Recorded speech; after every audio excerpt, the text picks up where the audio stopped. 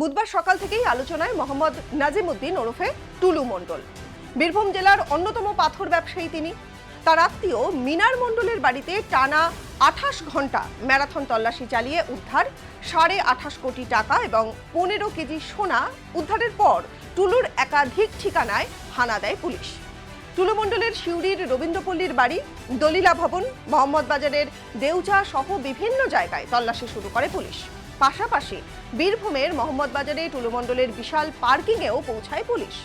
পরবর্তীতে দুপুরের দিকে তার বাড়িতে সোনার গয়না মাপার মেশিন নিয়ে ঢোকা হয়। আমারও ব্যবসা ছিল ৭ সালে, বুঝলেন তো, ট্রান্সপোর্টের। এই টুলু মণ্ডল 19 সালে আমি দুধকুমার মণ্ডলের পোলিং এজেন্ট হয়েছিলাম বলে এর গুন্ডারা আমাকে হুমকি দিয়েছিল। আমার 4 চাকা ছিল, আমার দুটো লরির ব্যবসা ছিল, সব শেষ করে দিয়েছে। জানেন, যারা বলছেন না দুটো বাড়ি দেখাচ্ছে, এটা তো হিমালয়ের টুকরো মাত্র।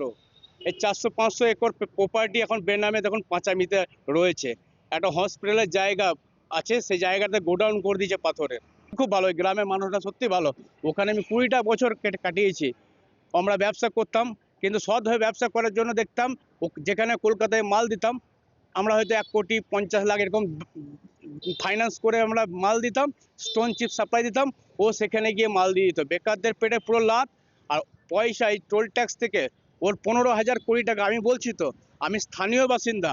আপনারা বারবার বলছেন দুটো নয়, ওর অনেক জায়গায় ওর জায়গা দখল করে বসে আছে। অন্যদিকে তদন্তকারীদের নজরে টুলু মণ্ডলের মেয়ের বহু চর্চিত বিগ ফ্যাট ওয়েডিং। 2024 সালে সিউড়িতে হওয়া এই রাজকীয় বিয়েতে ছিল চোখ ধাঁধানো আয়োজন।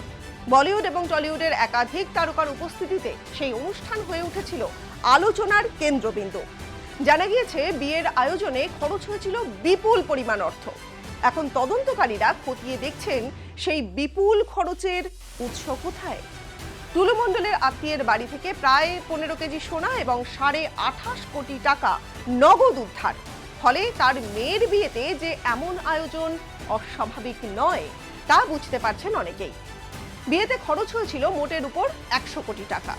উদ্ধার হওয়া টাকা এবং সোনার উৎস থেকে শুরু করে 100 কোটি টাকার বিয়ের খরচ, সব প্রশ্নের উত্তর খুঁজতেই এখন তদন্তকারীদের নজর বীরভূমের এই বহু চর্চিত ব্যবসায়ীর দিকে। তবে টুলুর হদিশ মেলেনি এখন।